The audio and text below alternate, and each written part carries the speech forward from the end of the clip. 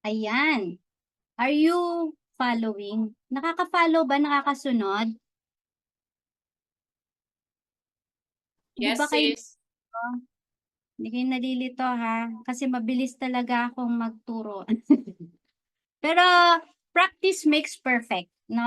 Once you practice it, you'll get the gist of it.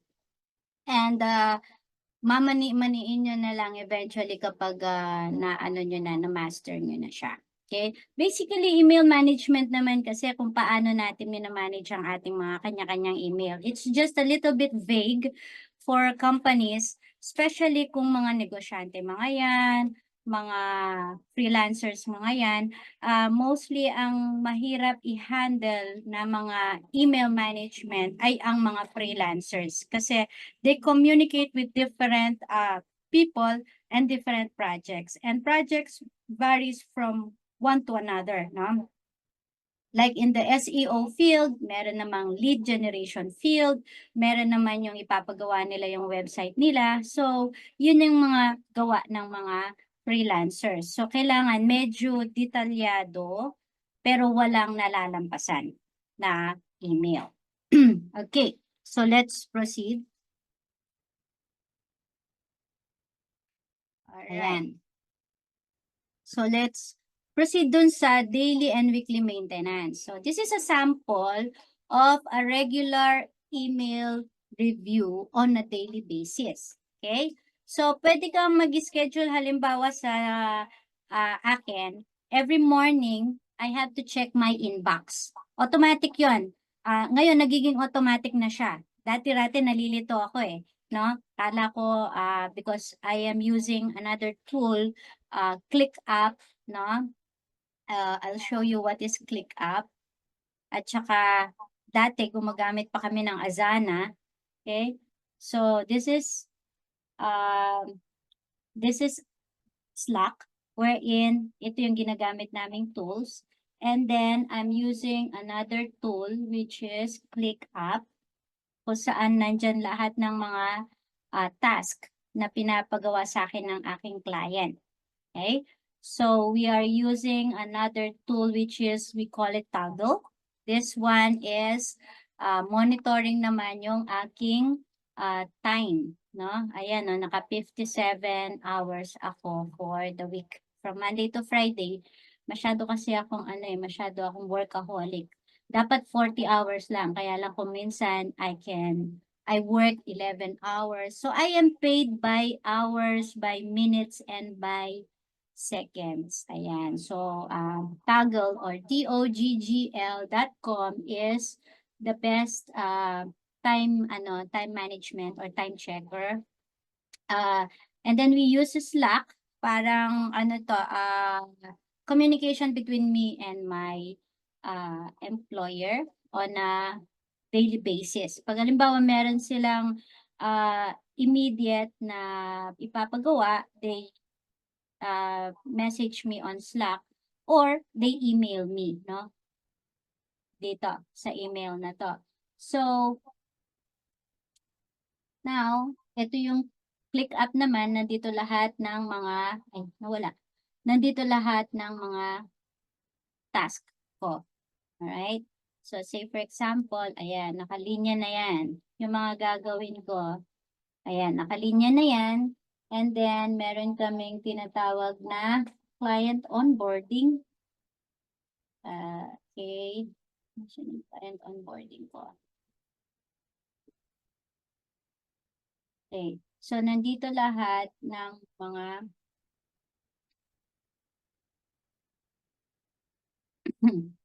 ayan. So, makikita natin dito yung aking mga ino-onboard. I have like 15 na client na kailangan kong i-onboard. Pero, inaantay ko pa yung mga ito yung, kumbaga, itong ClickUp is between their client, my client, and me. Okay? So, wala akong direct contact with their client. I have a direct contact with my client, kumbaga. And then, pinapasa lang nila sa akin yung task, which is redundant kasi ang mga task na ito. So, they just pass it on to me. I-assign lang nila sa akin. Alright? So, let's go back to our lesson. Side ano lang siya, side step. Okay, so daily or regular email review on a daily basis. So, sa morning, inbox checking. Say, for example, mag-allocate ka lang ng 15 to 20 minutes no, at the start of your workday. Ako normally, I allocate 15 minutes bago ako mag-start magtrabaho. I-check ko lang yung aking email kung ano yung pwede kong mga dapat gawin for that day. And then, I have to review the emails, and then I have to organize the emails, and I have to respond and also delegate. And if there's an action that needs to be done, kuminsan kasi meron akong mga tasks na hindi ko siya pwedeng gawin unless 9 a.m. na. Kasi 5 p.m. doon sa kanila. Especially if it involves Google Ads and Bing Ads adjustment. No? So, ganon. Kaya, ang ginagawa ko, inilalagay ko sa parang follow-up yung mga emails na yon. Or otherwise, kung kokonti lang naman sila, nilalagyan ko na lang ng ano yung aking Microsoft Outlook, yung aking time checker, lalagay ko siya doon na i-schedule ko dapat 9 a.m. I have to adjust or I have to add no a certain zip codes, yung mga ganun ba. So anyhow, midday check-in, bago ako mag-lunch, no? Sine-check ko muna yung aking mga email if merong mga bagong dumating. Okay? As a general virtual assistant, by experience kasi, hindi ako nagwo-work based sa schedule ng aking client. Hindi ako nagwo-work based sa schedule ng United States. Nagwo-work ako on my own pace kasi yung mga work ko, it involves client onboarding na tinatawag, Bing Ads, Google Ads, Google My Business, lead generation, search engine optimization, and etc. etc. Okay. So, bago ako mag-lunch, titingnan ko muna kung may mga bagong dumating na mga emails. If not, then bago mag-end ang aking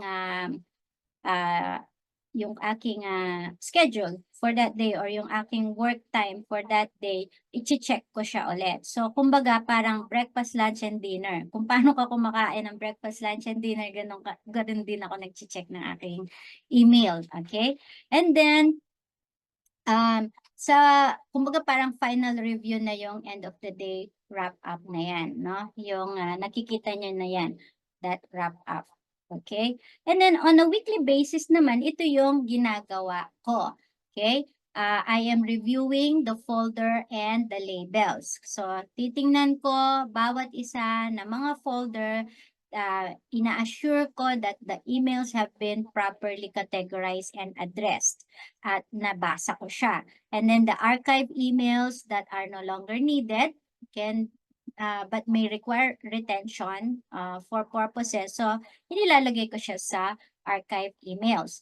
And then second is, I am clearing out the emails from the trash or deleted item folder. Okay? Para makapag-free up ng storage. Kasi kahit na deleted items yan, kumakain pa rin yan ng storage space. No? So, permanently delete emails that are no longer relevant or needed.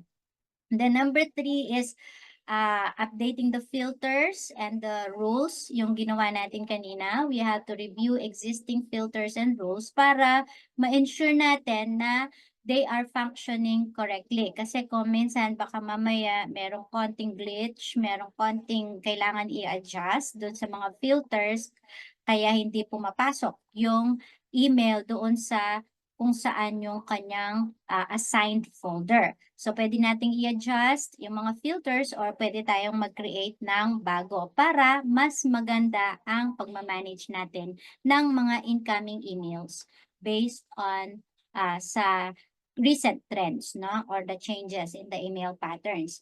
Number 4 is you have to review the spam and junk folder. Every now and then, you have to go and check that to ensure na Minsan kasi merong mga importanteng email na napupunta dun kasi akala ni Google, or ni Gmail is spam siya.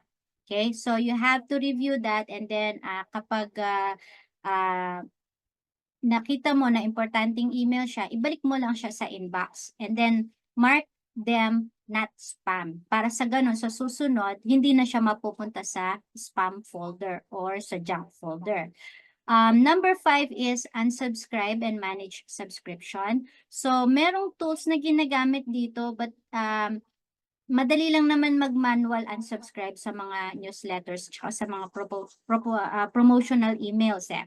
No, pag hindi na interesado yung client mo doon and pwede mo na siyang i-unsubscribe. And then streamline incoming emails by managing subscriptions and reducing unnecessary clutter. So,